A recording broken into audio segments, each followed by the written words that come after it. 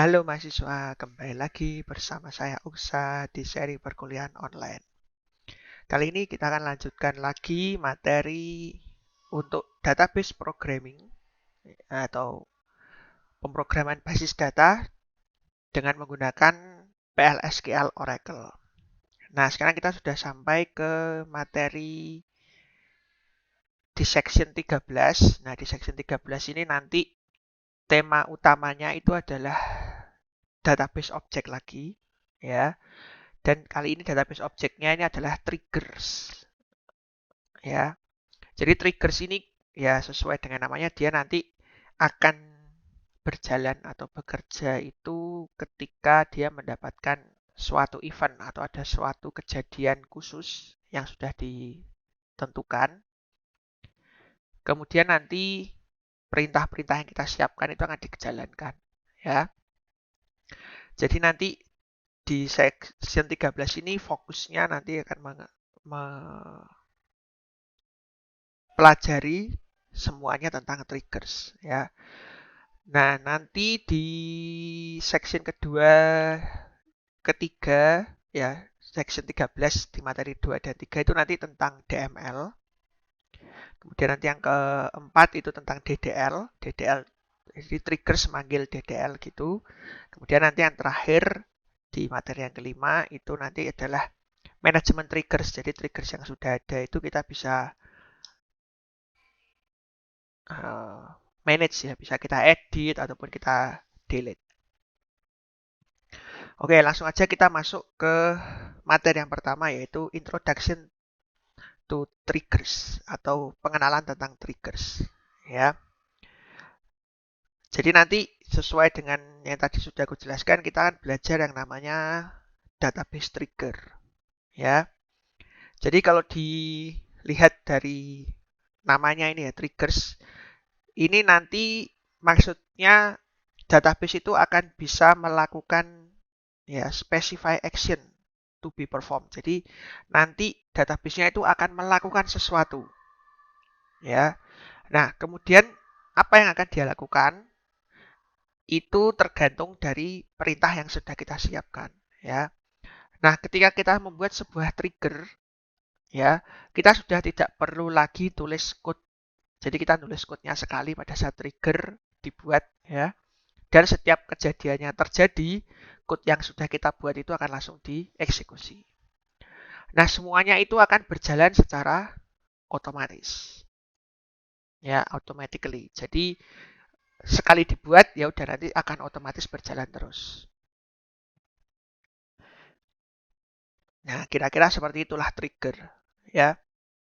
Jadi contohnya, ya, contohnya misalkan di sebuah perusahaan gitu ada business rule atau aturan bisnis yang ada dalam perusahaannya itu bahwa ketika ada employee salary, maksudnya gaji dari karyawan itu berubah, ya, ada perubahan dalam gaji karyawan, itu nanti diperlukan yang namanya tabel yang melakukan pencatatan atau logging.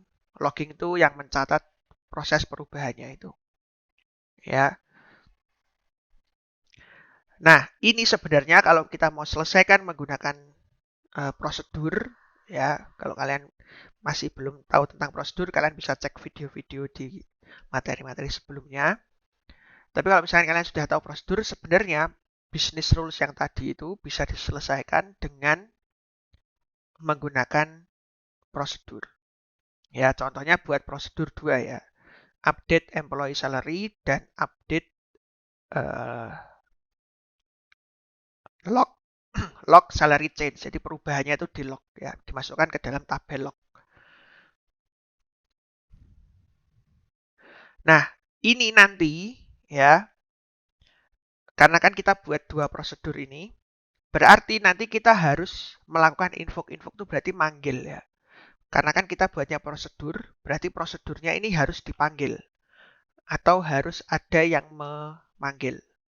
Bisa yang memanggil itu anonymous block atau bisa kita buat lagi, ya, prosedur misalkan dalam prosedur update update employee salary ini, prosedur yang pertama ini, di dalamnya manggil lagi prosedur yang kedua.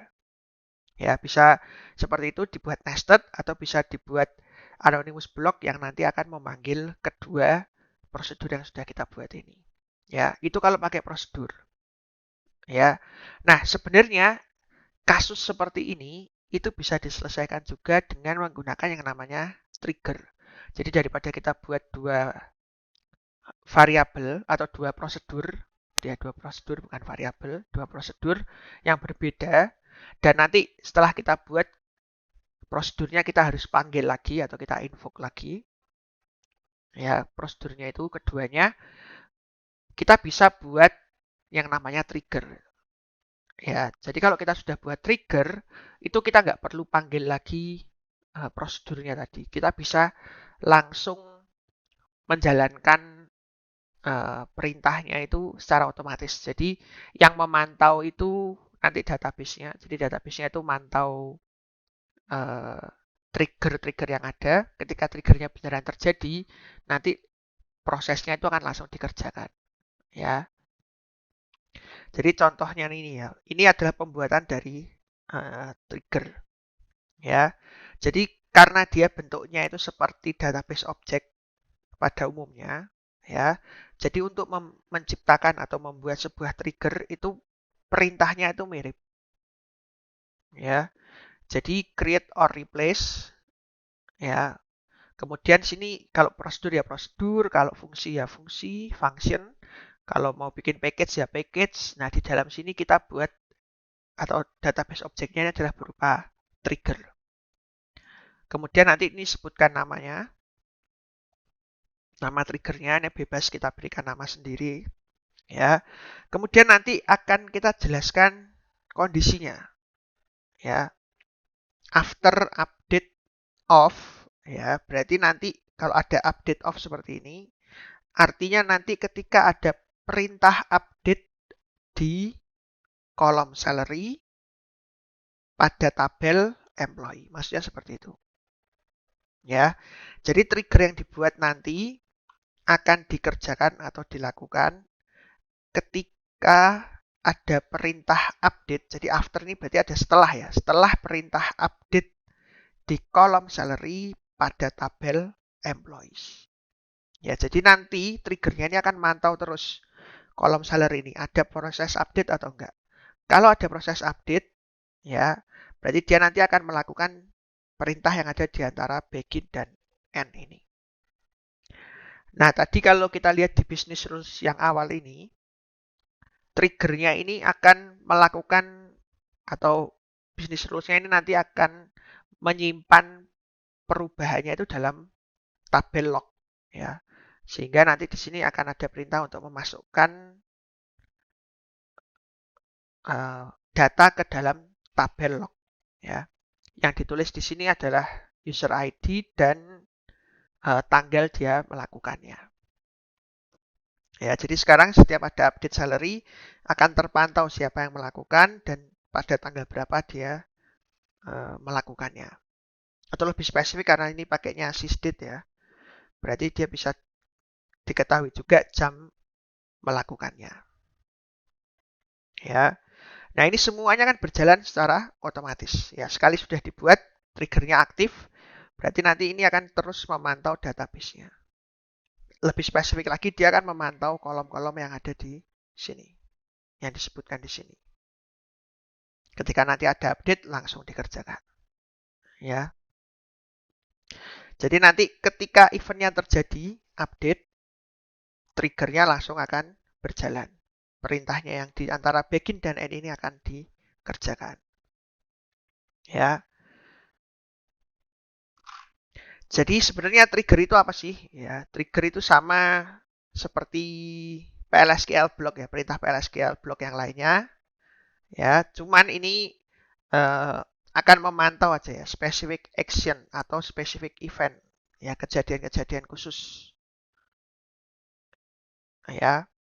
Nah, nanti dia akan memantau ini terus-menerus dan ketika terjadi ya beneran terjadi eventnya tadi itu dia akan mengeksekusi perintah secara otomatis.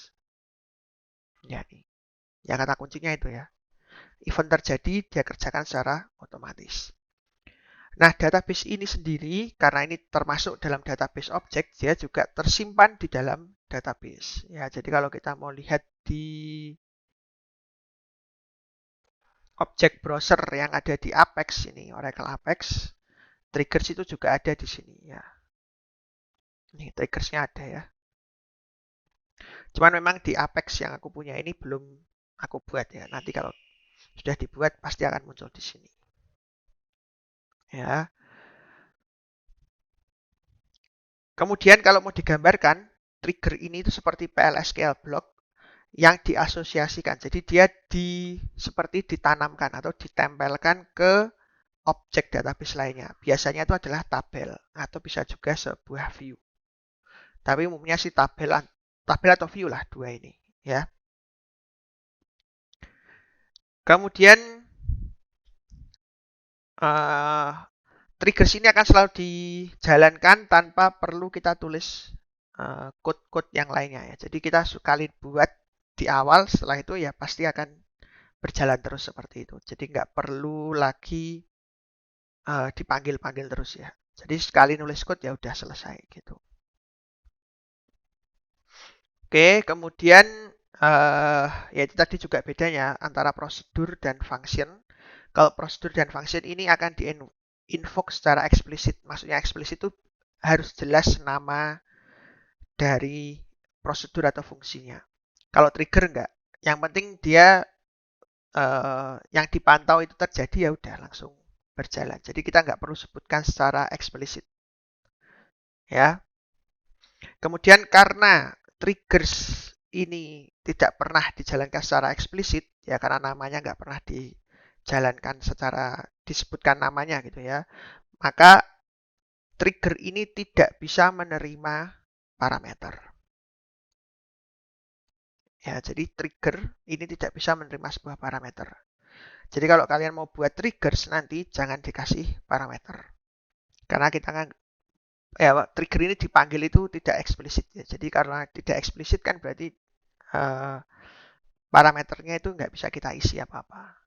Jadi lebih baik, bukan lebih baik sih, memang trigger seharusnya tidak usah dikasih parameter. Ya. Kemudian biasanya triggers ini akan berjalan secara otomatis ketika ada event tadi ya, misalkan perintah DML atau DDL. Nah, ini nanti lebih spesifik akan dibahas di materi yang selanjutnya ya, di materi yang kedua, ketiga dan keempat itu tentang triggers yang akan dipanggil dalam perintah DML atau DDL. Oke, kemudian database triggers created and stored in database ya. Tadi aku juga sudah jelaskan bahwa triggers ini juga sama.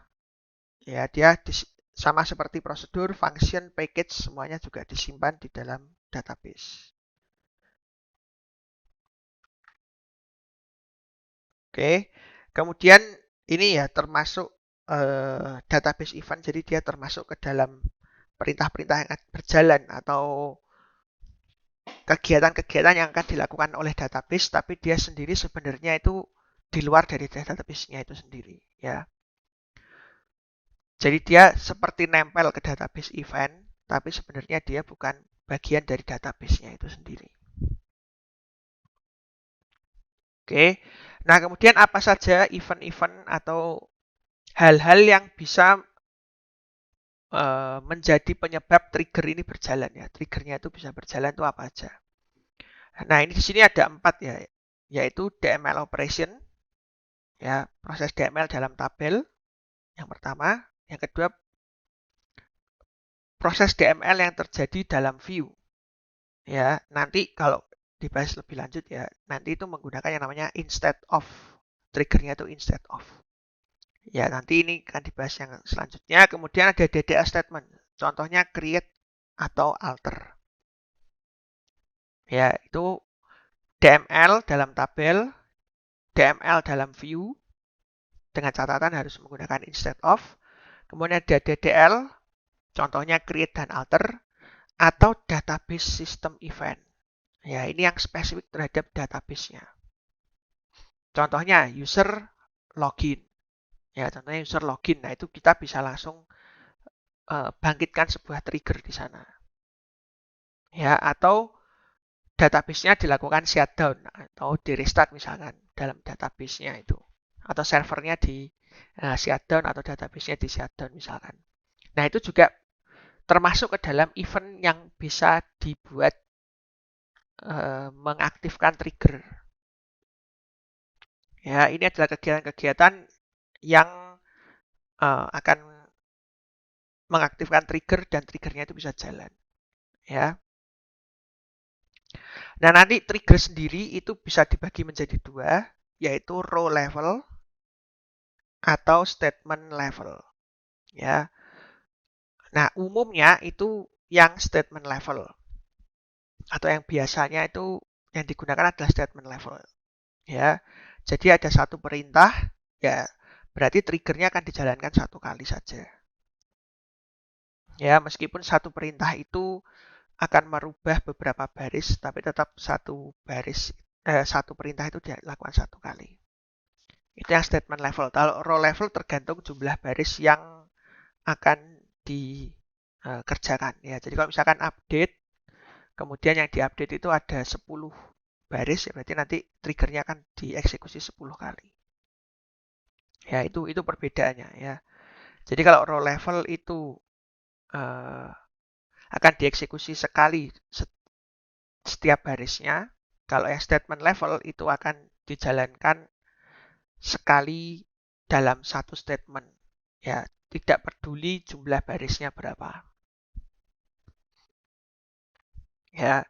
Nah, kemudian apa saja kegunaannya menggunakan triggers?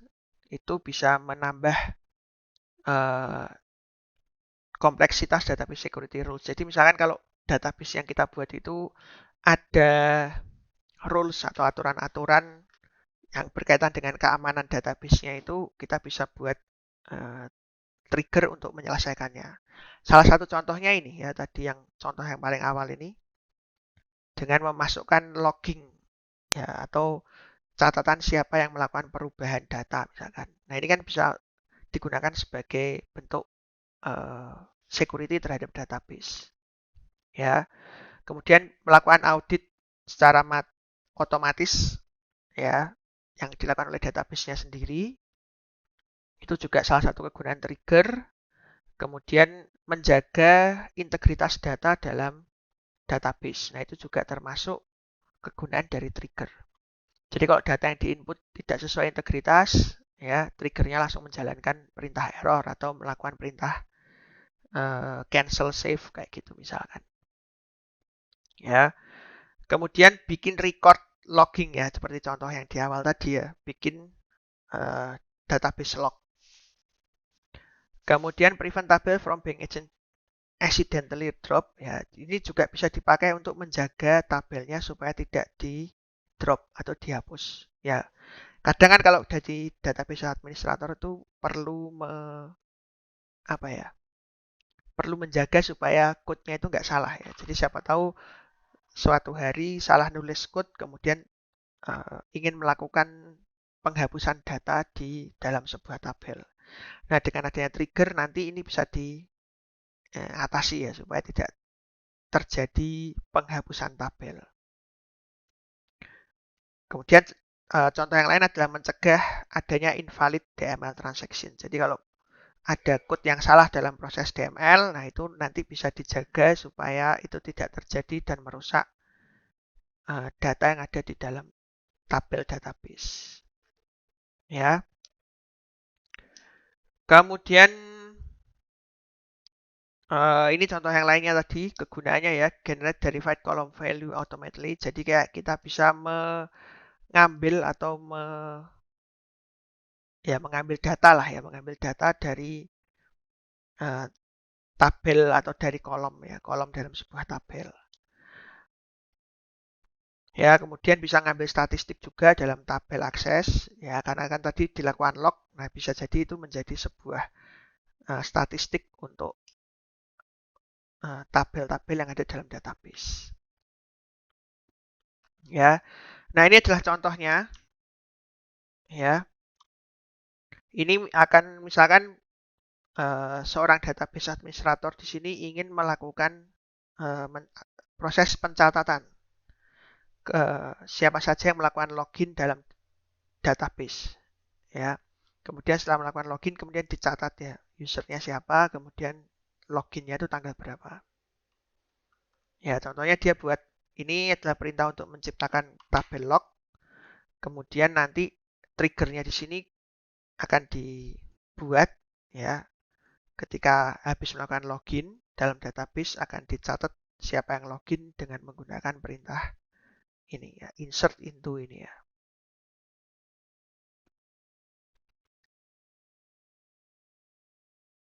Oke, kemudian contohnya ini lain ya, enforcing complex data integrity. Jadi misalkan ada aturan ya yang menyebabkan semua pegawai itu tidak bisa menjabat uh, job atau tidak bisa memiliki job yang sama dengan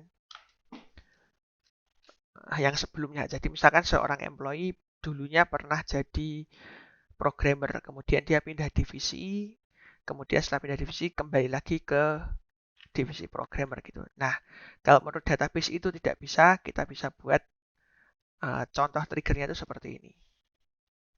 Ya. Jadi jika ditemukan ya bahwa sebelumnya pernah menjadi programmer itu, maka dimunculkan exception. Ya, exceptionnya ini buatan sendiri dengan kode minus 2021. Ya, jadi employee-nya ini sudah pernah melakukan pekerjaan menjadi seorang programmer, misalkan seperti itu. Ya, kemudian ini adalah guidelines untuk trigger atau pembuatan trigger. Ya, jadi meskipun trigger ini sepertinya powerful dan mudah digunakan, tapi coba dibuat itu jangan terlalu banyak menggunakan trigger. Apalagi untuk kasus-kasus yang sebenarnya bisa diselesaikan tanpa menggunakan trigger. Ya, karena trigger ini akan melakukan monitoring terus-menerus. Jadi jangan sampai dia kerjanya terlalu berat dan banyak. Karena nanti sistemnya bisa jadi down atau uh, lama lah ya. Nah ini juga ya tadi, terlalu banyak menggunakan trigger bisa menyebabkan processing datanya atau processing eksekusi aplikasinya itu menjadi lebih lambat. Ya, dan ini akan menyusahkan. Ya, can be difficult. Jadi akan menyusahkan proses pengamanan atau pemeliharaan dari trigger yang sudah dibuat. Kemudian hati-hati kalau membuat trigger, jangan sampai triggernya itu akan memanggil dirinya sendiri.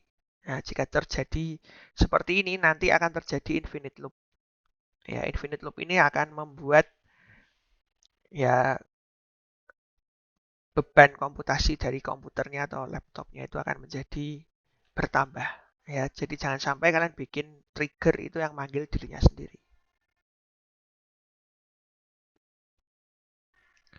Oke, nah ini adalah perbedaan antara trigger dan prosedur, di mana trigger itu kalau mau buat create tinggal memanggil create trigger, kalau prosedur create prosedur. Kemudian data dictionary trigger itu ada di dalam user underscore trigger, kalau prosedur itu ada di user underscore source. Kemudian trigger itu dipanggil secara atau dijalankan implisit, kalau prosedur itu eksplisit. Ya. Kemudian untuk trigger itu commit, save point, dan rollback itu tidak boleh dipanggil. Ya, kalau prosedur kebalikannya. Commit, save point, dan rollback itu boleh dipanggil. Ya, oke, itu untuk materi yang pertama, yaitu tentang introduction to trigger. Jadi kita sudah tahu tadi trigger itu ada bermacam-macam uh, ilmu yang sudah kita dapatkan tadi. Ada trigger yang disebutkan secara implisit gitu ya. Ada trigger yang termasuk dalam application trigger, ada trigger yang termasuk kategori database triggers, ya seperti itu. Ya, jadi ini untuk materi yang pertama. Sekarang kita lanjutkan untuk materi yang kedua. Oke, di materi selanjutnya, atau materi kedua, kita akan belajar tentang triggers yang dilakukan atau yang terjadi ketika ada proses DML, ya. Nah, ini nanti materinya ada dua part ya. Ada yang di materi yang ini yang part pertama, nanti yang di materi selanjutnya itu adalah part keduanya. Karena nanti DML-nya ini ada perbedaan antara yang statement dan yang row ya, yang row. Oke, nah ini statement itu maksudnya tadi adalah statement level trigger. Jadi triggernya itu akan dilakukan sekali ya dalam satu event ya. Jadi eventnya berefek misalkan ke banyak row, misalkan proses update gitu ya. Tapi karena ini dilakukan dalam statement level, jadi tetap dilakukan atau triggernya itu akan berjalan satu kali saja. Ya, oke. Kemudian ya ini sebenarnya sama dengan di materi yang sebelumnya atau di materi yang pertama tadi bahwa DML di dalam database ini nanti pasti akan sering terjadi ya. Nah, trigger di sini akan membantu proses ya tadi ya mengamankan data atau menyimpan log misalkan atau menjaga integritas datanya supaya tetap sesuai dengan aturan dalam database rules atau aturan-aturan dalam database maupun business rules ya aturan-aturan dalam dunia dalam bisnisnya ya. Selain itu di sini juga ada perintah legal requirement atau dari sisi hukum ya di beberapa negara tabel log ini juga akan berguna atau bisa dijadikan sebagai barang bukti untuk melihat kegiatan-kegiatan yang terjadi dalam perusahaannya itu. Ya, jadi ini bisa juga sebagai barang bukti sehingga apapun yang dilakukan atau apapun yang terjadi dalam database ini bisa tersimpan dan bisa dijadikan sebagai barang bukti yang kuat, gitu. Ya, nah, jadi sekarang kita akan masuk ke yang namanya DML trigger. Ya, DML trigger itu apa? Sebenarnya DML trigger ini adalah trigger, ya trigger yang terjadi atau yang dilakukan ketika di dalamnya ada proses DML. Ya, DML yang termasuk itu adalah insert, update, dan delete. Ya, antara tiga ini. Jadi kalau terjadi insert, update, ataupun delete, nah itu kita bisa setting trigger di dalamnya. Ya.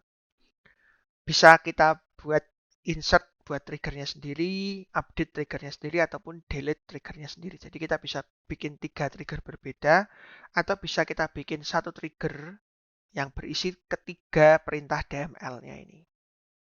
Ya, nah kemudian DML trigger ini bisa diklasifikasi atau dikelompokkan ya dengan dua cara. Ya, dari kapan dieksekusi. Ya, DML trigger itu bisa diklasifikasikan menjadi dua kelompok besar, yaitu pada saat atau kapan dieksekusinya. Ya, dieksekusinya before, after, atau bisa pakai menggunakan instead of. Ya, before, after, instead of. Ya, ada 3 jenis ini. Kemudian berapa kali ya, kemudian kelompok yang kedua itulah berapa kali eksekusinya ini dilakukan. Ya. Kalau statement level itu dilakukan sekali, ya statement level itu dilakukan sekali, tapi kalau row trigger atau jumlah baris yaitu tergantung jumlah barisnya berapa. Jadi misalkan setiap baris yang kena efek itu akan dilakukan trigger satu kali. Jadi kalau misalkan ada 10 baris yang kena efek, berarti nanti akan dilakukan atau triggernya itu dieksekusi sebanyak 10 kali juga. Ya. Nah, ini DML trigger itu klasifikasinya bisa dibagi menjadi dua seperti itu. Ya. Nah, untuk membuat DML statement trigger ya, sebenarnya contohnya sudah sempat dibahas di materi yang pertama tadi. Jadi cara menuliskannya adalah create or replace ya, kemudian sebutkan di sini objeknya berupa trigger, kemudian sebutkan nama triggernya. Ya, kemudian timingnya. Timingnya itu berarti ini. Ya, kapan dia dieksekusi. Timingnya. Before, after, atau instead of. Ya, kemudian timingnya kapan, kemudian eventnya apa. Ya, update. Misalkan tadi ya, update atau misalkan delete atau misalkan insert gitu. Ya, kemudian on ini adalah terjadi di mana ya, objeknya apa. Ya, baru nanti di dalamnya adalah triggernya. Ya, jadi timing di sini nanti isinya itu antara tiga ini, before, after, atau instead of. Ya, kemudian eventnya tadi sudah aku jelaskan juga bahwa value-nya atau nilainya itu bisa insert, update. Ya, update-nya ini bisa specific column. Ya, kemudian delete. Kemudian object name ya berarti adalah object name-nya umumnya itu adalah tabel ya, umumnya adalah tabel. Tapi bisa juga selain tabel itu bisa juga view ya. Umumnya tabel tapi bisa juga view. Kemudian trigger body ini adalah action-nya apa?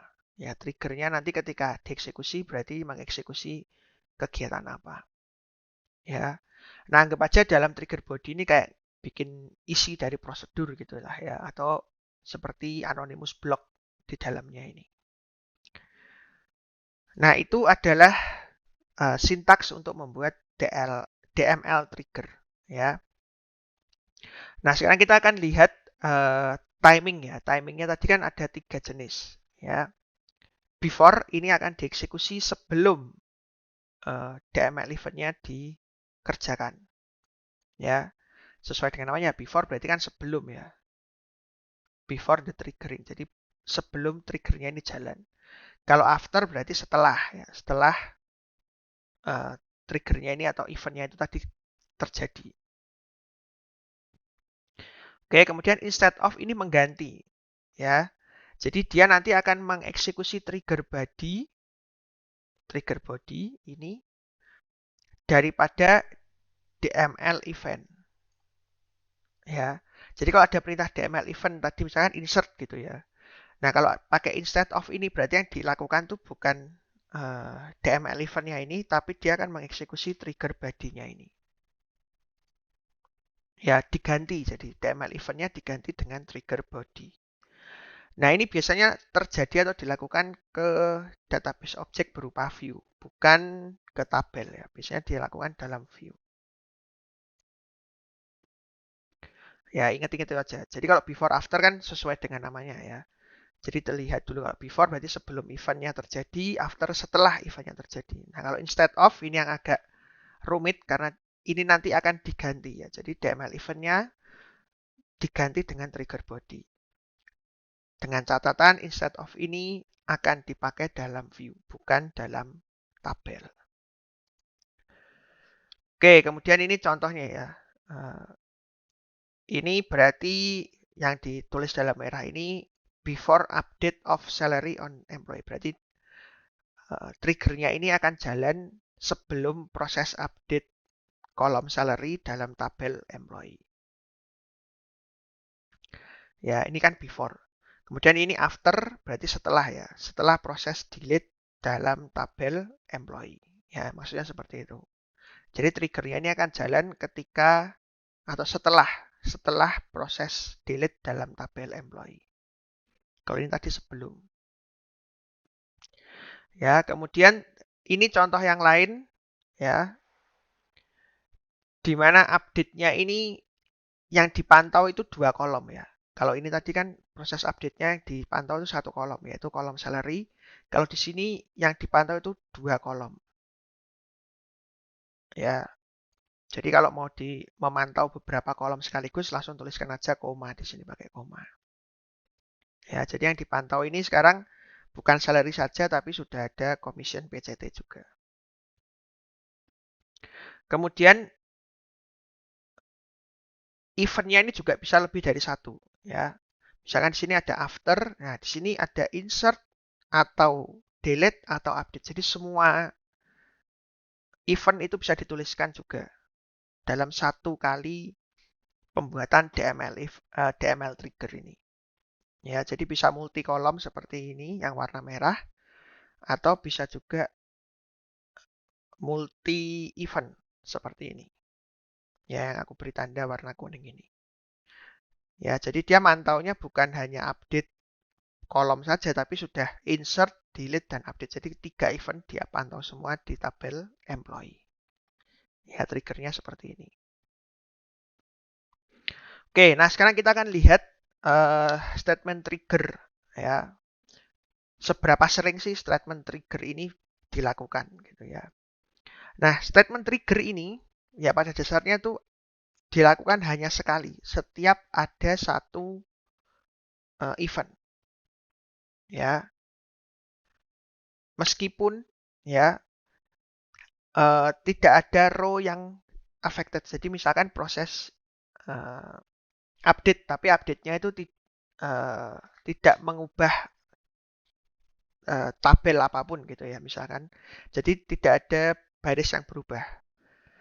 Nah, meskipun tidak ada baris yang berubah, statement trigger ini tetap berjalan atau tetap dieksekusi. Ya. Nah, statement trigger ini yang merupakan default type atau nilai default dari DML trigger.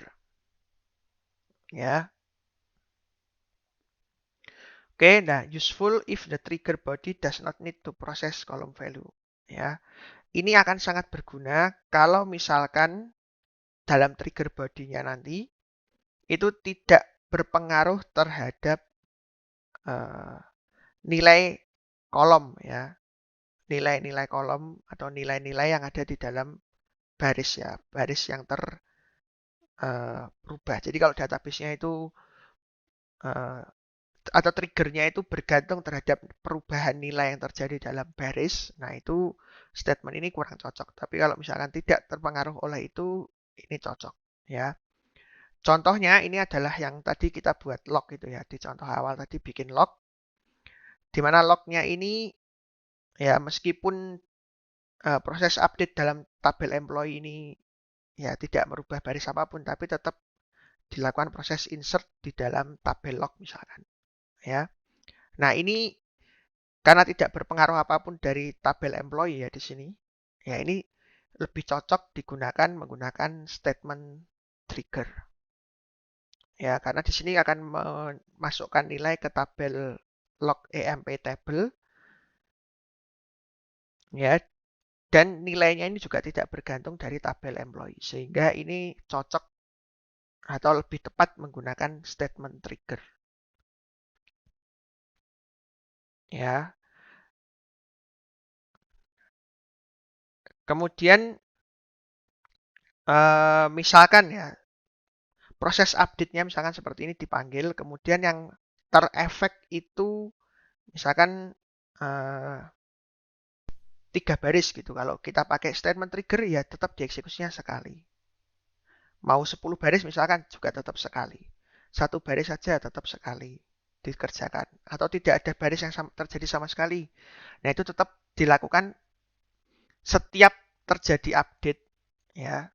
Mau berapa baris pun yang terkena imbasnya, itu tetap dieksekusinya 1 kali saja. Ya, itu adalah statement trigger. Ya, ini adalah contohnya ketika ada proses insert gitu ya.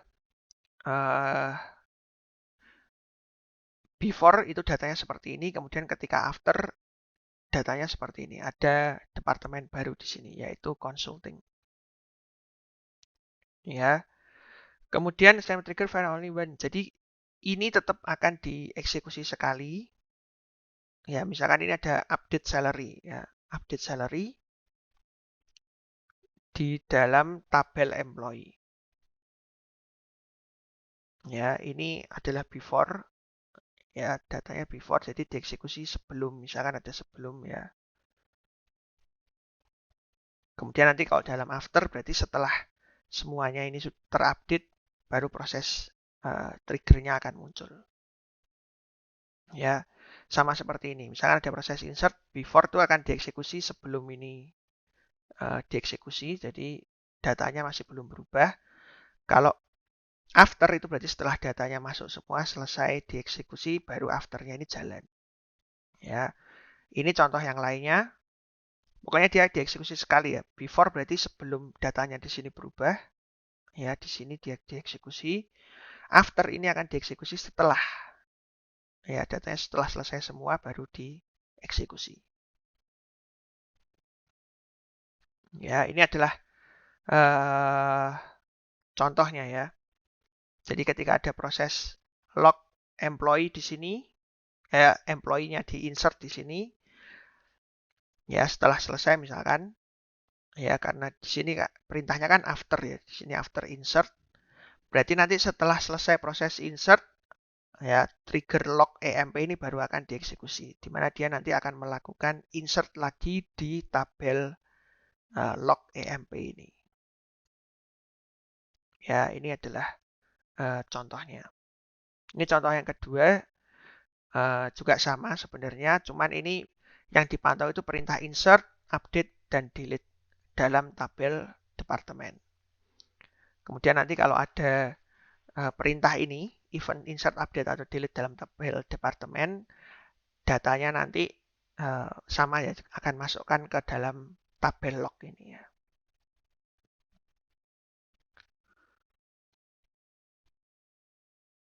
Oke, kemudian ini contohnya yang lain ya, contohnya di mana kita ingin membuat perintah insert ini ke dalam tabel employee ini hanya bisa berjalan dari hari Senin sampai hari Jumat saja. Tapi kita mau buat insertnya ini tidak bisa jalan di hari Sabtu dan Minggu. Jadi hanya bisa dilakukan working days ya, bukan dalam weekend. Ya. Nah, ini kita bisa buat triggernya ya dengan cara membatasi proses insertnya. Jadi insertnya ini ya diletakkan before ya. Jadi sebelum melakukan insert akan dilihat dulu harinya. Kalau hari Sabtu maupun atau Minggu, nah, baru nanti dimunculkan error yaitu tidak boleh masukkan data ke tabel employee. Ya, munculkan error ini ya, raise application error kan berarti memunculkan error bahwa tidak bisa memasukkan data di hari Sabtu atau Minggu. Nah, misalkan seperti itu. Ya, sehingga nanti ketika ada proses insert pada hari Sabtu atau Minggu, Saturday atau Sunday ini, nanti akan muncul error seperti ini. Ya, jadi tidak bisa dilakukan proses insert. Oke, kemudian ini contoh terakhir ya, kenapa di sini triggernya itu tidak bisa jalan karena ada commit ini ya. Commit ini tidak boleh ada di dalam trigger body ya, sesuai dengan materi di yang pertama ini ya. Commit, save point, dan rollback ini tidak boleh ada dalam trigger ya, sehingga ini akan muncul error. Jadi jangan gunakan commit apa tadi? Commit, save point, dan rollback ya. Jangan gunakan itu di dalam trigger ya, supaya tidak muncul error. Oke, jadi itu untuk materi yang kedua, di mana tadi kita sudah belajar DML trigger. Ya, dalam DML trigger ini klasifikasinya ada waktu eksekusinya, dan yang kedua tadi adalah tipenya atau jenisnya. Ya, yang row trigger dan statement trigger. Nah, statement trigger ini kita sudah bahas. Selanjutnya di materi yang ketiga kita akan membahas yang row trigger. Oke, sekarang kita masuk ke materi yang ketiga atau DML trigger untuk part kedua. Nah, ini nanti di materi ini kita akan bahas lebih fokus tentang row trigger ya. Jadi nanti ya ini kan tadi kita sudah, atau di materi yang sebelumnya itu kita sudah bahas yang statement trigger, dan ini sekarang bisa menggunakan yang row level trigger. Jadi berapa baris yang kena efek dari perintah update misalkan, atau insert atau delete. Nah, itu setiap jumlah barisnya ini akan menjalankan triggernya ya. Nah, kalau kita menggunakan row level trigger seperti ini, kita bisa manfaatkan old dan new ya ini adalah apa ya? Kayak variabel gitulah ya, variabel yang bisa digunakan untuk mengambil nilai lama dan nilai baru dari perintahnya. Jadi misalkan ada perintah update gitu. Jadi nanti nilai lama atau nilai sebelum dilakukan proses update dan nilai ketika sudah selesai dilakukan proses update itu kita bisa ambil nilainya. Ya, itu dengan menggunakan old dan new ini. Kemudian nanti kita juga akan belajar instead of atau trigger yang menggunakan instead of ini. Dan yang terakhir nanti kita akan belajar yang namanya compound trigger. Ya, oke kita langsung masuk aja ke yang row trigger ya. Ya ini kan tadi kondisional predikat ini kan juga sudah dibahas di sebelumnya ya, di mana ini di statement trigger tadi atau di materi sebelumnya itu bahwa ini digunakan untuk melakukan pencegahan proses insert di hari-hari tertentu misalkan contohnya ya. Nah ini contohnya di hari Sabtu ataupun Minggu itu tidak bisa melakukan insert. Sehingga code yang dibuat itu seperti ini. Ya. Nah, ini juga misalkan kita bisa gabung ya. Ini kan misalkan hanya di bagian insert saja. Ya, misalkan bagaimana kalau misalkan dalam kasusnya itu tidak bisa insert, tidak bisa update maupun tidak bisa delete ya. Jadi ketiga-tiganya itu tidak bisa. Ya. Nah, ini kita bisa buat conditional predicates-nya ini dijadikan satu semuanya. Ya. Jadi nanti kalau misalkan delete perintah errornya beda atau yang dilakukan beda, insert juga yang dilakukan beda, update juga yang dilakukan misalkan beda seperti ini. Ya. Itu tinggal mengganti delete berarti menjadi deleting. Insert itu menjadi inserting. Kemudian update nanti menjadi updating. Jadi tinggal diganti menggunakan ing ya belakangnya. Nah, dengan begini nanti kalau delete perintahnya lain, kalau insert perintahnya lain, kalau update perintahnya lain. Ya, ini cuman sebagai apa ya? Tambahan aja supaya nanti menghasilkan output atau behavior dari aplikasinya itu berbeda. Ya. Nah, ini ya contohnya ini juga bisa selain dibuat seperti ini ya, deleting, inserting dan updating, ini juga bisa dibuat spesifik untuk kolom-kolom tertentu.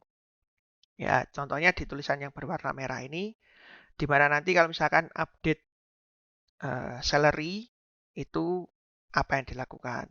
Ya, kalau update-nya job ID apa yang dilakukan.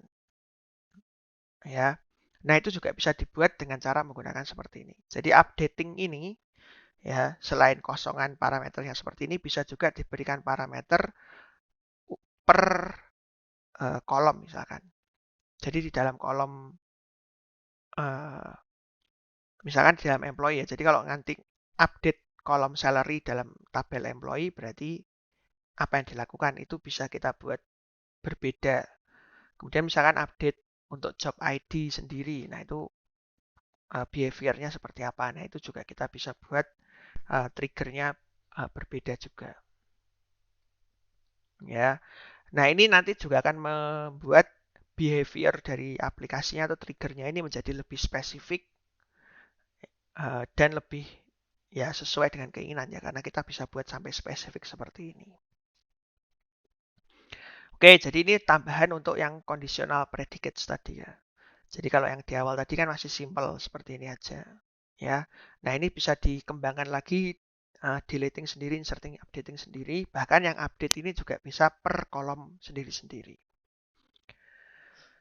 Oke, kemudian kita lanjutkan ke yang namanya row triggers. Ya, row triggers ini berarti setiap barisnya. Ya, berbeda dengan statement dieksekusi sekali. Kalau row triggers ini yang dieksekusi bisa lebih dari satu kali. Tergantung jumlah baris yang kena efeknya itu berapa. Ya, jadi misalkan perintah ini ya insert ke log table ini, misalkan kalau di statement tadi kan berarti setiap melakukan insert ini satu kali. Ya, misalkan insertnya ini satu baris, ya tetap satu kali dieksekusi. Nah, kalau misalkan kita mau insertnya sekaligus 5 baris, kalau pakai statement itu dieksekusi sekali. Nah, misalkan kita ingin 5 baris itu semuanya mau dijalankan trigger atau proses insertnya itu mau kita jalankan proses insertnya ini. Ya. Nah, ini kita bisa bikin dengan menggunakan row trigger. Ya. Nah, row trigger ini cara membuatnya sama seperti trigger yang statement tadi, cuman di paling belakang ya di ini ya, perintahnya sebelum begin ini tambahkan aja for each row. Ya, jadi setiap baris nanti yang kena efek triggernya ini, proses update-nya ini nanti akan dilakukan proses yang ada dalam begin dan end-nya ini. Ya, cukup tambahkan for each row di sini. Oke. Kemudian untuk melakukan spesifik ya. Jadi kalau misalkan kita buatnya seperti ini saja, ya misalkan proses update-nya itu 5 baris yang kena efek ya. Nanti datanya semua yang ada di tabel log ini itu semuanya sama saja ya, user sysdate saja. Dan tidak jelas datanya itu row mana yang sedang dilakukan proses update ya. Nah, supaya lebih spesifik lagi kita bisa manfaatkan titik 2 old dan titik 2 new ini tadi yang aku bilang kayak variabel gitu ya. Yang bisa digunakan untuk memanggil nilai sebelumnya dan nilai setelah proses update misalkan ya. Nah, nanti cara manggilnya itu tinggal titik 2 old atau titik 2 new, kemudian sebutkan nama kolomnya. Ya, jadi nanti dengan menggunakan old new ini kita bisa ambil data yang pre-update atau yang sebelum update dan yang post-update atau yang setelah di-update. Ya, contohnya ada perubahan gaji dari 10.000 menjadi 11.000. Ya, berarti nanti old salary-nya ini adalah 10.000, kemudian new salary-nya ini nanti adalah 11.000. Ya, nah misalkan ini nilainya ya, old salary dan new salary-nya ini mau disimpan ke dalam tabel log EMP-nya ini tadi ya. Nah, tinggal ditambahkan aja ini yang warna merah ini ya. Old ya employee ID, berarti old employee ID-nya berapa? Ya kalau employee ID kan biasanya nggak berubah nilainya ya. Mau ditulis old ya nggak apa-apa karena kan toh juga nggak dirubah biasanya. Karena kan employee ID ini kan primary key ya, jadi jarang dirubah nilainya. Jadi boleh ditulis old aja seperti ini. Kemudian nanti yang diupdate ya misalkan ada proses update salary dari ya old salary-nya itu diisi dengan nilai salary-nya sebelum update. Kemudian yang new salary-nya diisi dengan new salary yang setelah proses update. Oke, kemudian ini contoh yang lainnya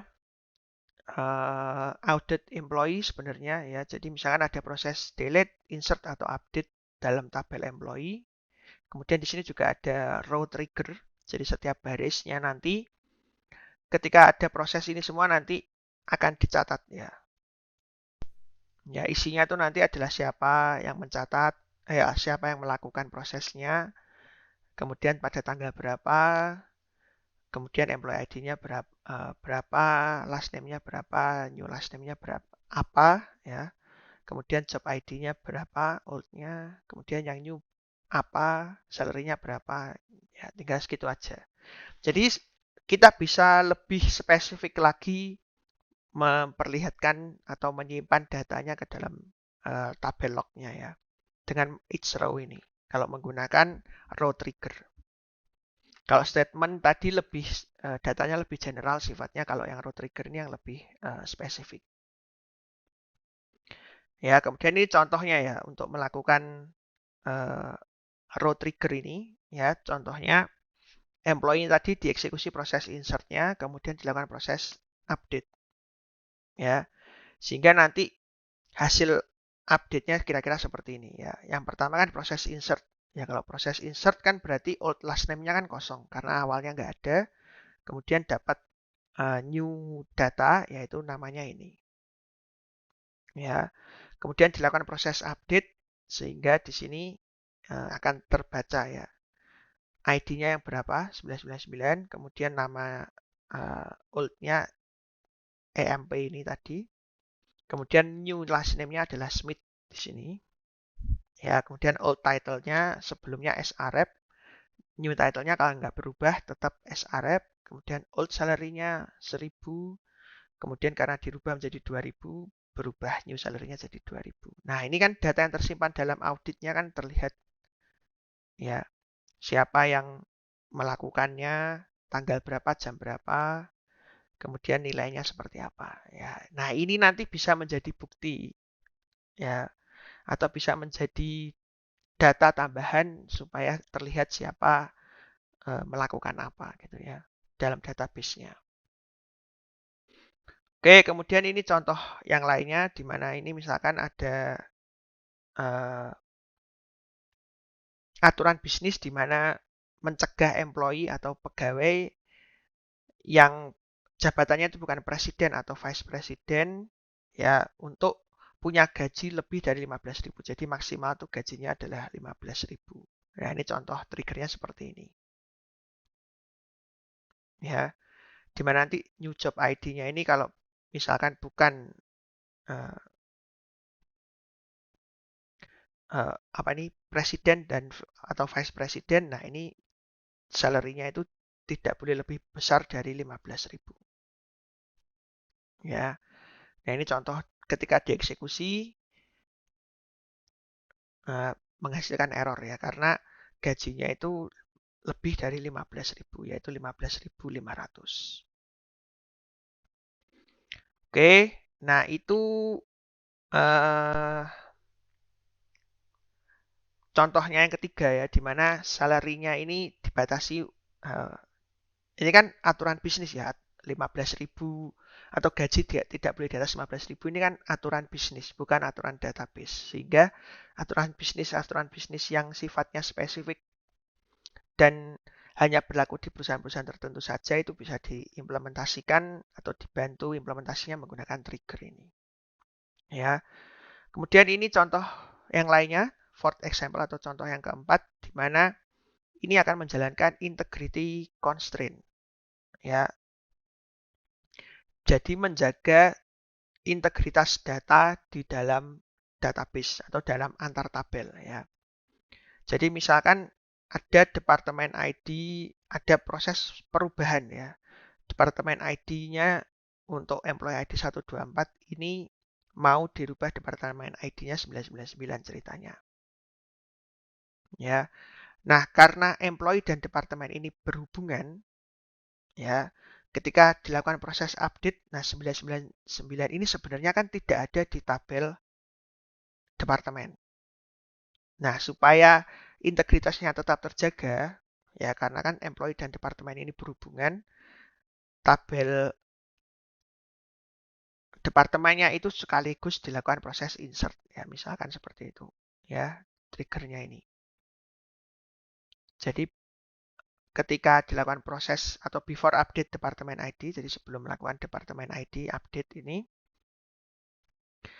akan dilakukan proses ngecek dulu ya departemen ID-nya ini dicek dulu di tabel departemen.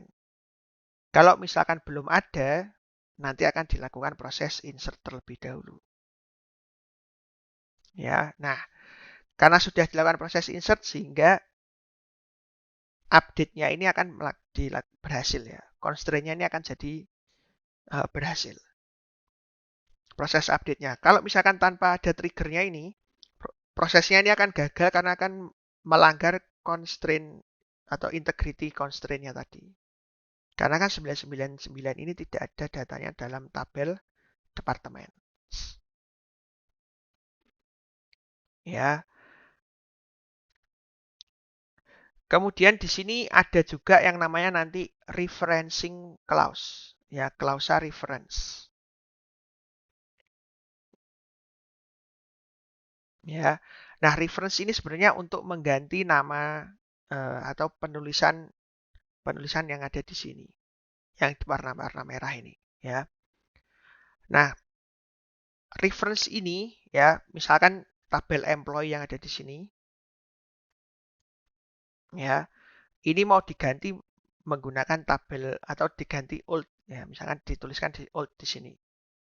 Ya, old yang ada di sini itu bisa berarti dua hal, ya. Bisa old yang seperti ini, ya, maksudnya sama nilai yang lama, atau bisa juga nama tabelnya. Ya, jadi untuk memudahkan aja nih.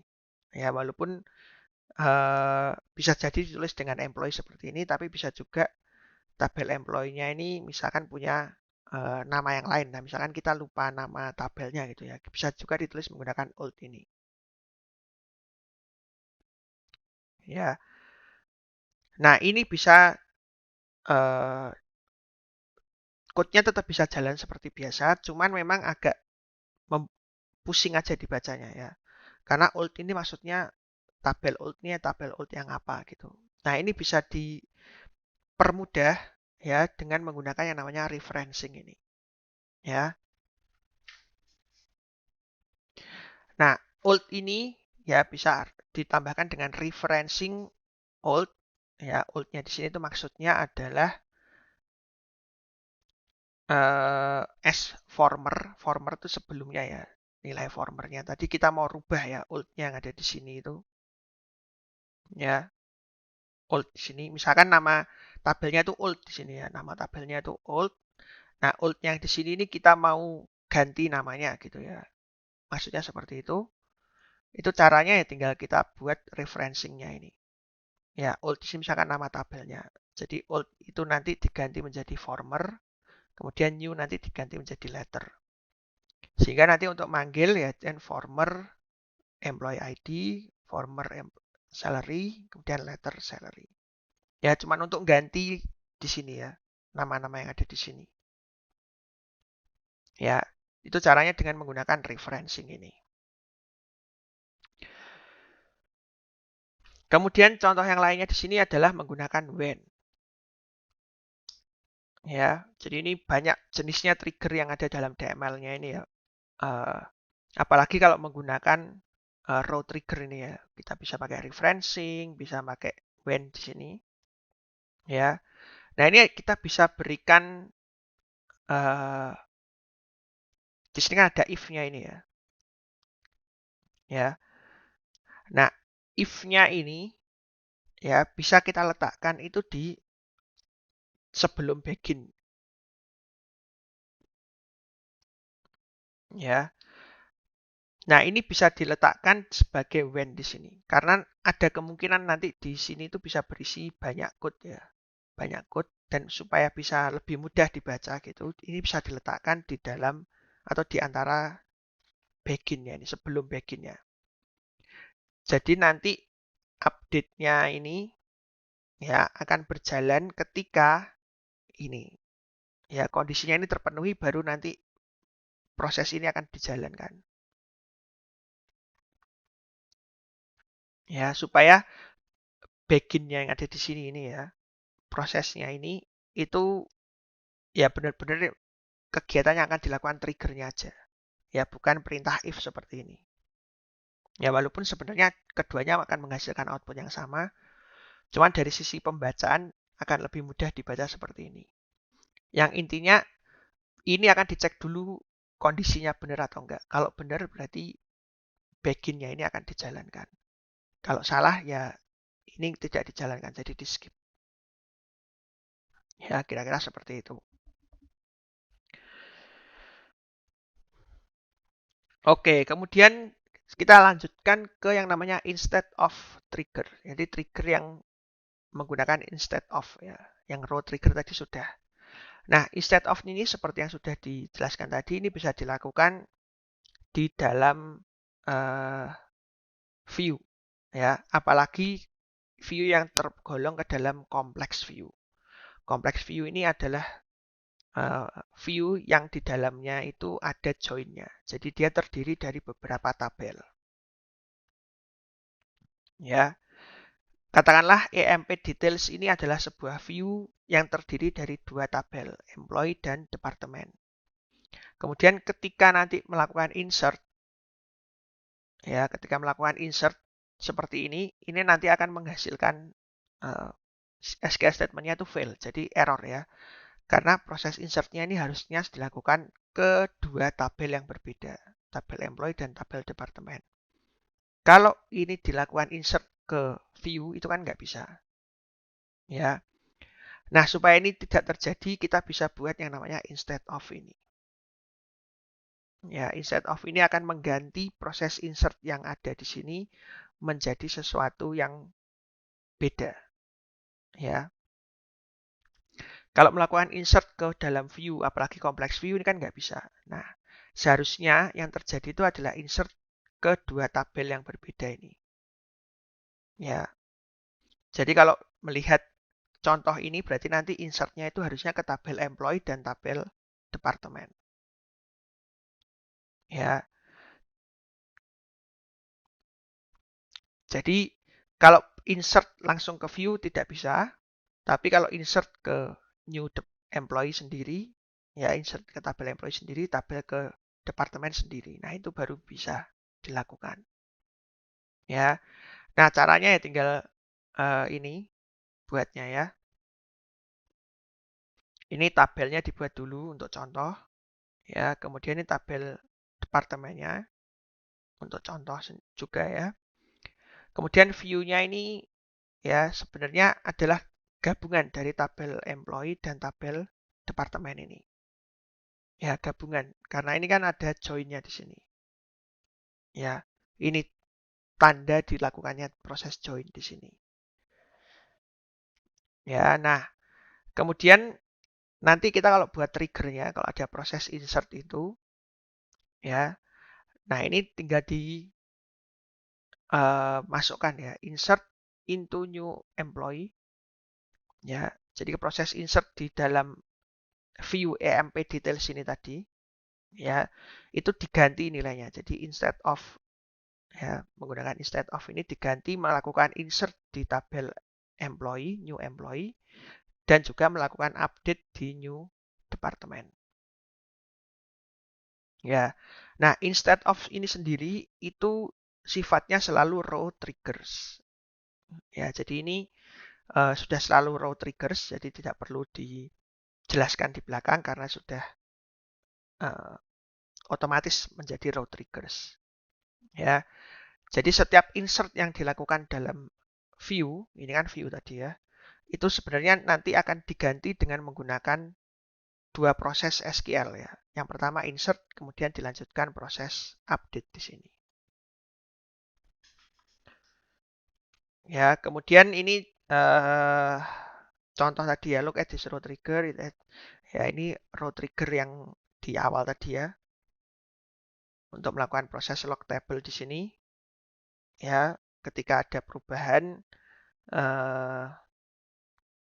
salary misalkan, jadi dicatat di sini. Ya. Nah, misalkan proses ini tadi ya terjadi proses update itu di dalam data yang besar ya.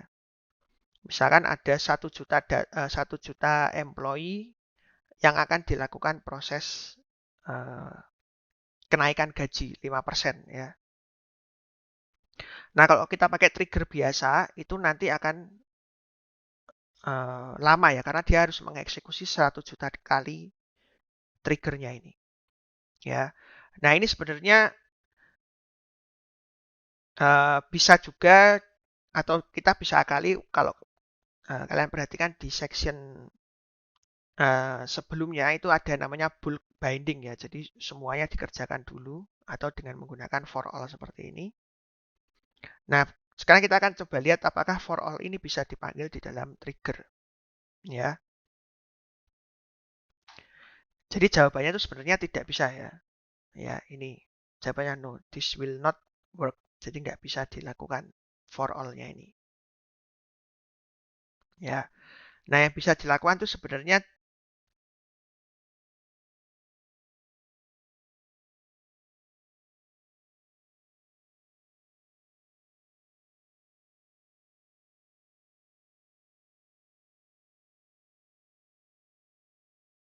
Ya, sebenarnya bisa dilakukan itu adalah dengan membuat yang namanya compound trigger. Jadi kalau kita eksekusi code-nya ini, ya itu tidak bisa dilakukan, ya. Kenapa? Karena di sini log emp tabelnya ini, ya seharusnya kan berisi dari row triggernya. Jadi kalau row triggernya itu dikerjakan atau dieksekusi, nanti akan muncul harusnya datanya masuk ke log emp table ini. Ya, cuman kalau kita pakai for all seperti ini, nanti datanya itu kan hilang. Karena kan semuanya dilakukan insertnya dulu atau diupdate dulu semuanya, baru nanti masuk ke tabel lognya. Padahal tabel lognya ini kan seharusnya setiap dilakukan perubahan data akan masuk ke log tabelnya. Nah, karena ini tidak bisa dilakukan, caranya itu adalah dengan membuat yang namanya compound trigger. Ya, nah compound trigger ini adalah sebenarnya trigger ya, sebenarnya single trigger atau trigger biasa saja, cuman di dalamnya itu bisa berisi lebih dari satu timing ya. Bisa diisi before, kemudian bisa before each row, bisa after each row, dan after triggering statement. Jadi dia bisa berisi beberapa timing. Ya, nah itu caranya membuat kira-kira seperti ini. Ya, create trigger, kemudian trigger name, kemudian for, kemudian sebutkan DML eventnya, kemudian disebutkan terjadi di mana, on table apa, kemudian sebutkan ini adalah compound trigger. Nah, nanti akan dijelaskan initial sectionnya apa, deklarasinya apa, kemudian subprogramnya nanti apa. Ya, kemudian nanti ada before statement, after statement, before each row, dan after each row. Ya, ini jadi timingnya itu ada 4. Ya, bisa diisi 4 seperti ini. Ya, jadi satu trigger bisa berisi 4 timing ya. Jadi contohnya kalau mau pakai yang ini tadi ya, mau pakai kondisi ini tadi, ya caranya ini ya tinggal bikin trigger yang compound tadi, for update of salary. Setiap ada update dalam salary employee. Nah, kemudian nanti buat jelaskan bahwa ini ada berupa compound trigger. Nanti di dalamnya di sini ada after each row nanti melakukan apa. Dan after statement melakukan apa. Kemudian nanti kalau sudah tinggal di end gitu ya. Oke, kemudian ini yang lebih lengkapnya ya. Code yang lebih lengkapnya kira-kira seperti ini. Oke, jadi itu untuk materi yang ketiga. Kita sudah belajar lebih detail lagi, lebih banyak lagi tentang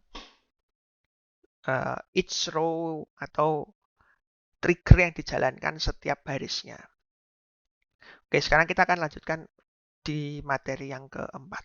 Oke, di materi yang keempat ini sudah bukan DML lagi, tapi kita sudah masuk ke yang DDL. Ya, DDL dan juga digabung dengan yang namanya database event. Ya, jadi ini berhubungan dengan event-event lain, tapi yang juga berhubungan dengan database. Ya, selain itu kita juga akan lihat trigger yang terjadi ketika dilakukan proses DDL. Ya, langsung aja kita lihat ke materinya. Jadi misalkan kita mau mencegah terjadinya misalkan ada tabel kemudian nggak sengaja kita drop gitu ya.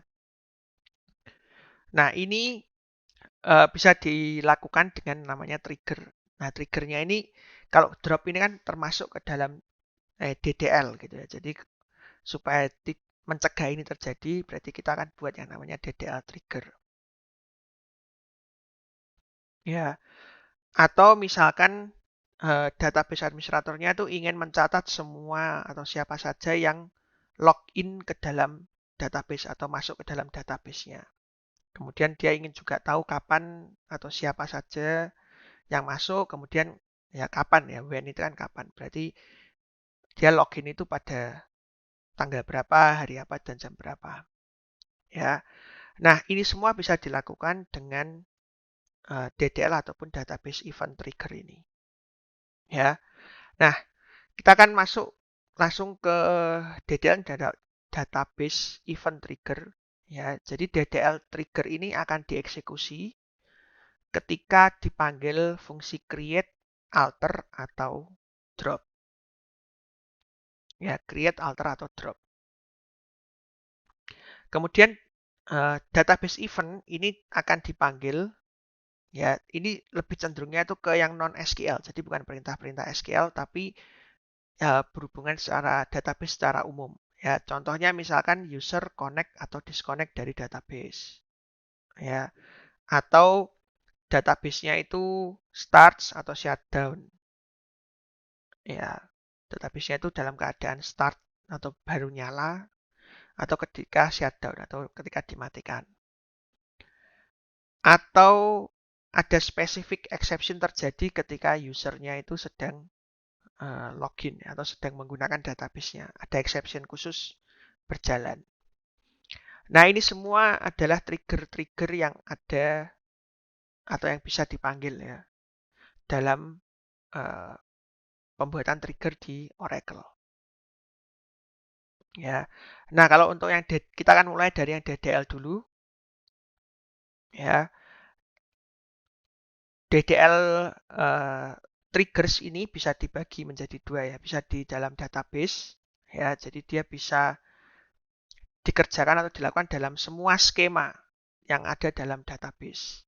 Ya, atau bisa spesifik dalam satu skema saja. Ya, kalau pakainya yang on skema, ya berarti itu akan berjalan yang ada dalam skema saja. Ya. Nah, umumnya satu database itu terdiri dari beberapa skema. Nah, dalam satu skema itu terdiri dari beberapa objek. Ya, satu database itu terdiri dari beberapa skema. Satu skema itu terdiri dari beberapa objek. Nah, kita bisa buat DDL-nya itu database, berarti semua skema kena, atau per skema, jadi nggak semua skema kena, jadi cuma satu skema itu aja. Ya, nah nanti caranya tinggal tuliskan di sini mau database atau di sini skema. Ya, bedanya seperti itu. Tapi pembuatan trigger yang lain mirip ya. Ya, cuman bagian on-nya ini kalau tadi yang row atau yang statement itu kan on-nya biasanya tabel atau view. Nah, ini kita bisa ganti dengan menggunakan database atau skema.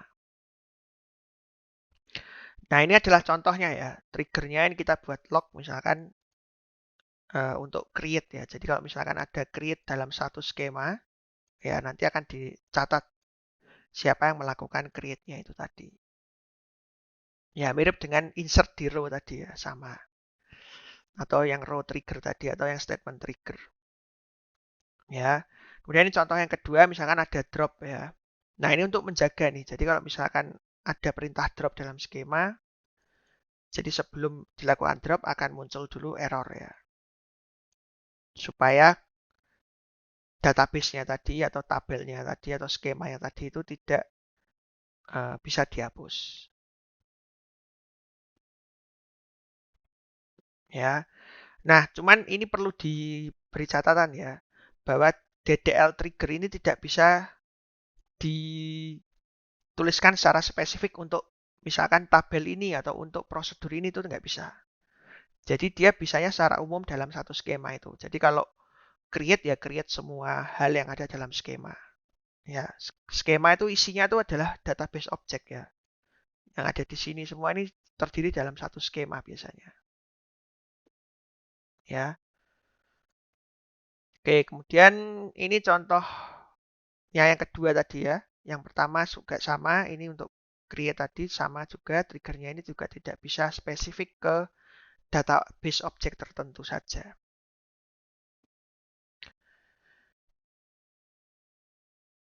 Oke, kemudian tadi on database berarti triggernya ini akan jalan di semua session dalam database. Ya, jadi semua user yang connect ke dalam database itu akan berjalan. Nah, kalau skema itu hanya berjalan di own session. Ya, di session kita sendiri. Ya.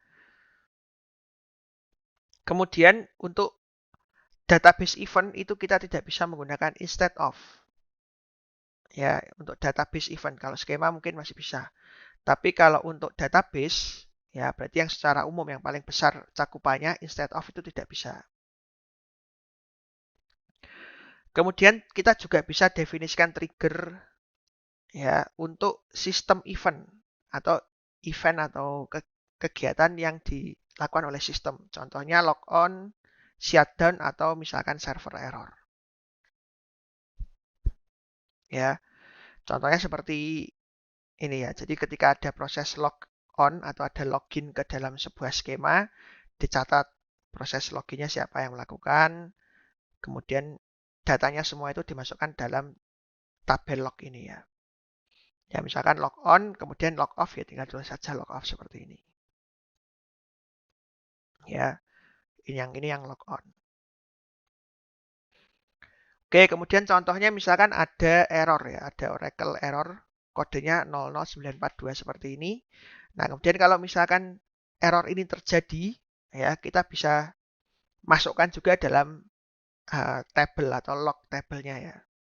Contohnya seperti ini, tinggal masukkan sini aja server error, kemudian kita cek ya errornya itu apa. Kalau 942 berarti baru masukkan ke tabelnya misalkan seperti itu. Ya, ini yang sifatnya itu server ya. Atau maksudnya sistem event ya. Jadi selain uh, database event atau yang berhubungan dengan database ataupun skema, kita bisa juga buat trigger dengan yang menggunakan sistem event ini. Oke, kemudian kita juga bisa panggil statement ya dalam trigger. Ya, jadi kayak kita manggil prosedur gitu misalkan ya. Kemudian atau kita panggil log proses log execution gitu. Ya, log execution ini nama prosedur gitu kalau mau dipanggil langsung aja dipanggil seperti ini. Ya. Nah, kalau mau menggunakan call seperti ini, itu pastikan di belakangnya itu tidak ada n seperti ini ya, tidak ada n-nya. Ya, itu bedanya. Jadi kalau mau manggil prosedur atau mau manggil ya prosedur ya nama prosedur lain, itu tinggal panggil aja call gini, kemudian sebutkan nama prosedurnya tanpa ada n. Ya, kalau bikin anonymous block kan begin n gitu ya. Nah, ini ada begin n, tapi kalau mau panggil prosedur langsung panggil aja. Ya. Kemudian kalau kita mau melakukan trigger itu nanti kita perlu perhatikan ada yang namanya mutating tables. Ya, mutating tables itu intinya adalah tabelnya itu sedang ada proses update ya. Tapi kita mau mengakses data yang ada di dalam tabelnya itu. Ya, uh, ini biasanya terjadi ketika melakukan yang namanya row triggers atau triggers yang row level tadi ya. Ya, contohnya ini. Misal kita mau melakukan proses insert ya. Jadi ada proses insert atau update atau delete dalam tabel employee. Ya. Jadi ketika proses DML terjadi dalam tabel employee ini sedang dalam kondisi mutating table atau tabelnya itu kayak dikunci untuk dilakukan proses DML. Ya. Nah, nanti ketika dalam perintah di sini akan melakukan select dari tabel yang sedang mutating ini, itu nanti tidak bisa dilakukan atau ya akan error. Ya. Tapi kalau melakukan select di tabel yang lain, itu bisa dilakukan. Intinya ketika terjadi mutating table atau ada proses DML yang sedang terjadi berjalan di dalam tabel, itu kita tidak bisa melakukan yang namanya proses select. Ya, dalam triggernya ini tidak bisa dilakukan proses select. Ya, jadi contohnya seperti ini. Ya, kita misalkan sedang melakukan atau membuat trigger ketika melakukan insert atau update di dalam tabel employee. Nah, kemudian di dalamnya ini kita melakukan proses select di tabel employee. Ya, sehingga ketika nanti ada proses update, ya nanti akan muncul error seperti ini. Nah, errornya ini intinya sih tabel employee-nya itu masih dalam kondisi mutating, ya, masih sedang kayak dikunci karena ada proses update ini. Ya, itu hati-hati. Kemudian ada kaitannya dengan privilege yang ada dalam triggers. Ini ada kaitannya juga, di mana nanti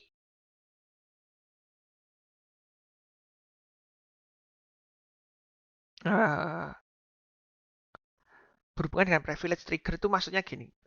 Misalkan kita mau buat kondisi yang lebih spesifik terhadap user-user yang akan kita buat di dalam database, ya. Jadi biasanya ya kalau kita mau buat atau kita mau kasih akses ke user ini kan tergantung dari privilege atau kita bisa tentukan privilege-nya aja. Misalkan kalau mau buat uh, tabel itu kasih privilege-nya create tabel misalkan kayak gitu atau mau update tabel saja berarti tinggal kasih privilege update tabel. Tapi ada kasus-kasus tertentu itu kita harus buat yang namanya triggers, ya. Contohnya kita punya user Scott ini uh, bisa melakukan update di tabel employee. Berarti kan kita akan berikan dia akses seperti ini, ya. Nah, tapi akses ini kan tidak bisa menjaga atau lebih spesifik lagi kapan Scott ini bisa mengakses tabel employee-nya ini, ya. Nah, ini supaya bisa lebih spesifik lagi kita buat triggernya. Jadi dia bisa mengakses atau melakukan update dalam tabel employee-nya ini hanya di hari Senin sampai Jumat saja. Hari Sabtu dan Minggu tidak bisa. Jadi nanti dibuat triggernya dengan menggunakan dibuat trigger khusus untuk itu, ya. Kemudian contoh yang lainnya misalkan database integrity di mana DML-nya diperbolehkan tapi gaji yang ada itu harus di atas 500. Nah, ini kan kita bisa buat pakai constraint biasa saja dalam tabel, ya. Misalkan gaji yang ada di dalamnya itu harus di atas 500. Tapi ternyata di dalam business rules-nya ada perbedaan lagi. Gaji yang sudah masuk ke sini, ya itu tidak boleh berkurang. Jadi kalau awalnya 700 nggak boleh berubah menjadi 600. Jadi gajinya itu harus naik terus. Ya harus lebih besar. Nah itu bisa dibuat atau diselesaikan masalahnya dengan membuat trigger. Ya. Jadi selain constraint ini ditambah trigger yang baru lagi, di mana nanti intinya new salary ini tidak boleh lebih kecil dari old salary. Dan new salary-nya itu harus atau tidak boleh lebih kecil dari 500. Ya, itu adalah contoh yang kedua. Kemudian eh, contoh kedua ini juga bisa dikembangkan lebih lanjut dengan kita membuat tabel khusus ya yang menyatakan bahwa misalkan batas minimum gajinya itu bukan 500 lagi tapi sekarang menjadi 550.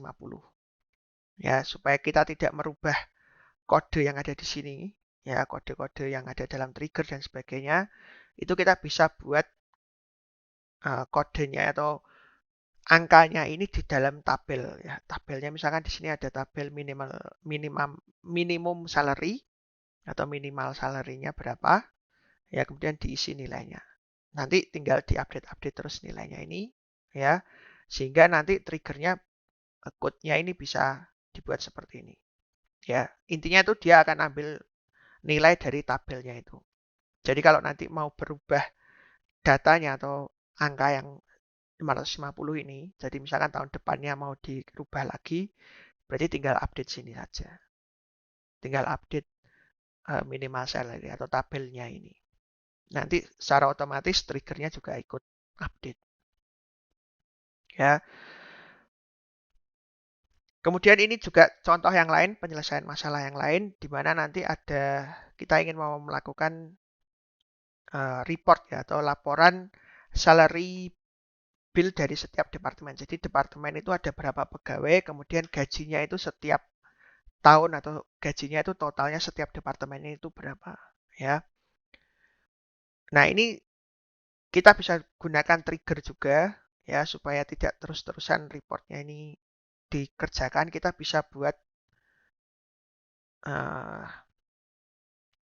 satu buah trigger ya, di mana nanti ini akan melakukan atau kursornya ini akan melakukan penjumlahan ya. Penjumlahan setiap salary yang ada dalam departemen ya. Nah, kalau kita misalkan pakai kursor seperti ini, nanti akan kesulitan kalau misalkan ada data yang lumayan besar ya. Kalau misalkan ada 10.000 karyawan dalam satu departemen, ini akan memakan waktu yang lama.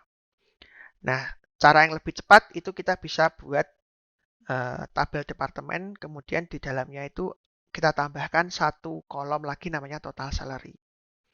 Nah, total salary ini sebenarnya isinya itu adalah perintah ini ya.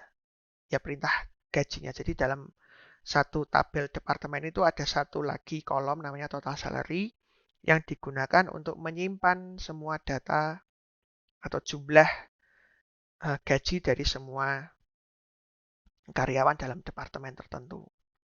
Nah, nanti ini akan kita buat trigger dalam DML-nya, DML dalam tabel departemen, khususnya dalam salary. Jadi ketika salary-nya ada perubahan, nanti akan dihitung ulang secara otomatis ya. Ini caranya, prosesnya di sini.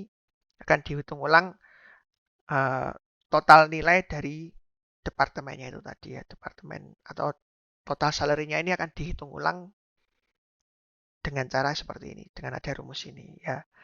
Jadi ini cara cepatnya aja. Jadi triggernya ini akan berjalan ketika ada proses perubahan salary di dalam tabel departemennya tadi.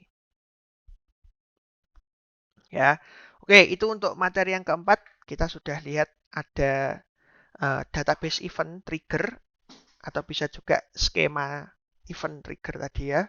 Kemudian kita bisa lihat juga DDL trigger yang di dalamnya tadi ada database dan skema. Sekaligus kita tadi juga sudah belajar ada yang namanya mutating table atau tabel yang sedang dilakukan eksekusi atau proses DML. Oke, sekarang kita akan lanjut ke materi yang terakhir, yaitu materi kelima. Oke, di materi yang kelima ini kita akan belajar memanage trigger. Jadi ya sama seperti prosedur, fungsi, ataupun package gitu. Trigger juga sama kita bisa melakukan manajemen ya.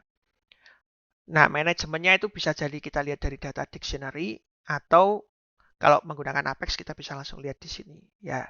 Sama seperti prosedur, fungsi juga di sini kita bisa uh,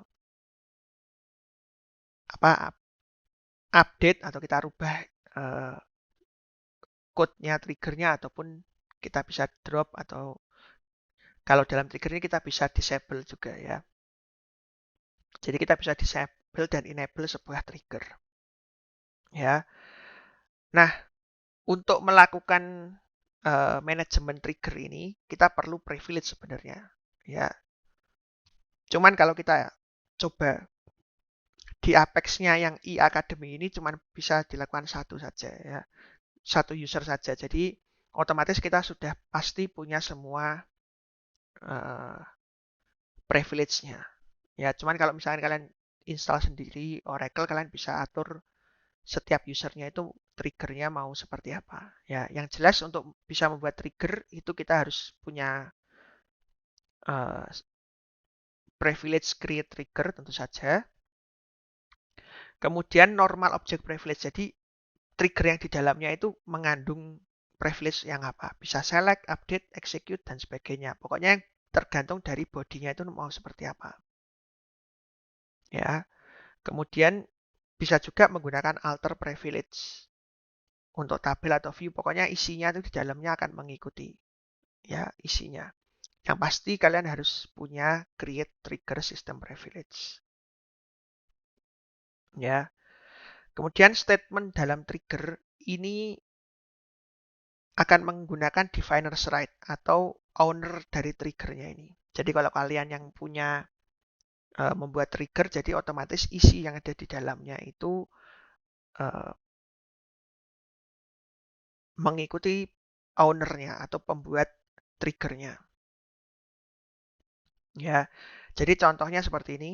Kita punya sebuah trigger di mana di dalamnya itu ada update ya, perintah update untuk tabel Tom employees. Jadi tabelnya Tom employees. Kemudian di dalamnya akan melakukan proses insert untuk tabelnya miliknya Mary. Ya, kemudian ada prosedur miliknya Sharon dipanggil juga dalam triggernya ini. Jadi kalau misalkan user Monica ini ingin bisa mengeksekusi triggernya ini, ya Monica itu harus punya create trigger, tentu saja karena dia kan buat trigger.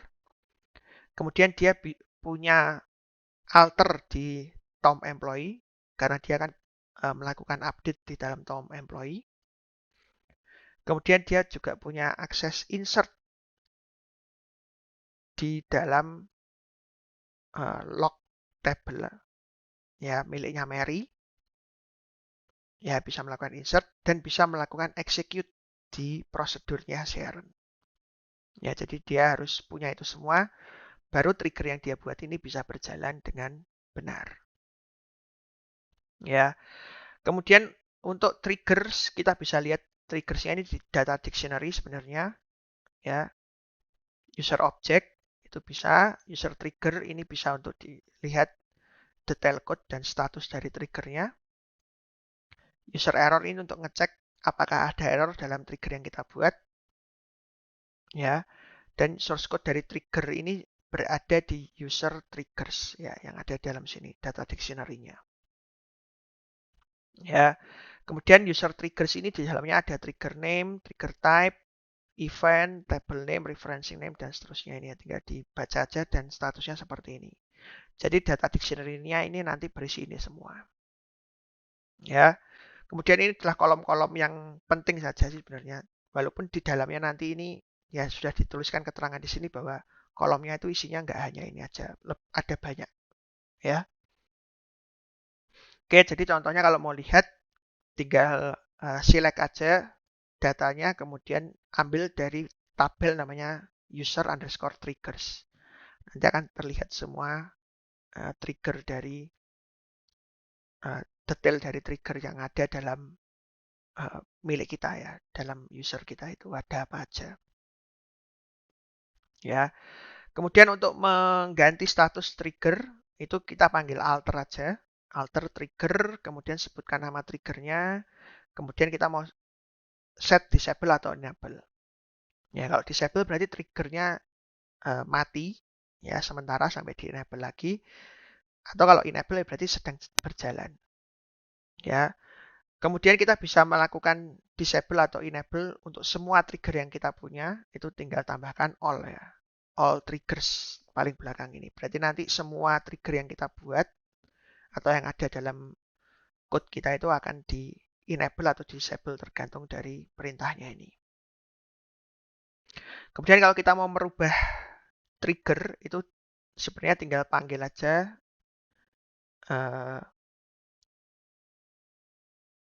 compile ini ya. Jadi kalau kita melakukan compile ini kayak kita ngerubah triggernya. Jadi triggernya itu kita compile ulang. Jadi kita bisa rubah triggernya, kemudian kita compile ulang supaya beneran tersimpan dan kita cek perubahan kita itu berhasil atau masih ada error. Ya.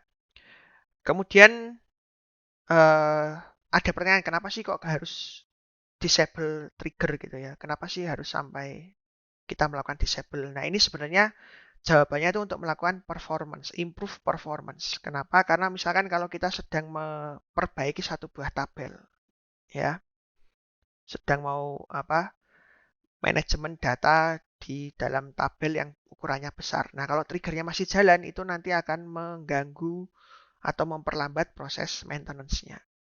Jadi, kalau mau dilakukan maintenance, ada baiknya itu semua triggernya itu dimatikan terlebih dahulu, ya, supaya tidak kelamaan proses maintenance-nya. Atau bisa jadi network-nya sedang bermasalah atau database-nya itu crash ya disknya itu atau database hard disknya misalkan sedang bermasalah atau datanya sedang offline dan sebagainya. Nah, ini juga bisa kita matikan dulu triggersnya untuk kita perbaiki masalahnya terlebih dahulu. Ya. Kemudian untuk melakukan remove triggers, ini bisa dengan menggunakan drop ya. Drop, kemudian sebutkan triggernya apa, kemudian namanya sebutkan. Ya. Jadi kalau triggernya ini di drop, otomatis trigger yang ada dalam tabel itu juga akan hilang ya. Karena kan triggernya udah mati, berarti kan trigger itu seperti menempel di tabel ya. Jadi kalau triggernya dihapus ya, otomatis trigger yang ada dalam tabelnya juga ikutan hilang. Ya, kira-kira seperti itu saja materi tentang trigger. Jadi sudah lumayan panjang ya dari 1 sampai 5 karena ini materinya lumayan banyak tentang trigger. Kira-kira seperti itu saja video kita kali ini. Terima kasih semuanya yang sudah menonton dari awal sampai akhir. Sampai ketemu lagi di video-video selanjutnya. Sampai jumpa.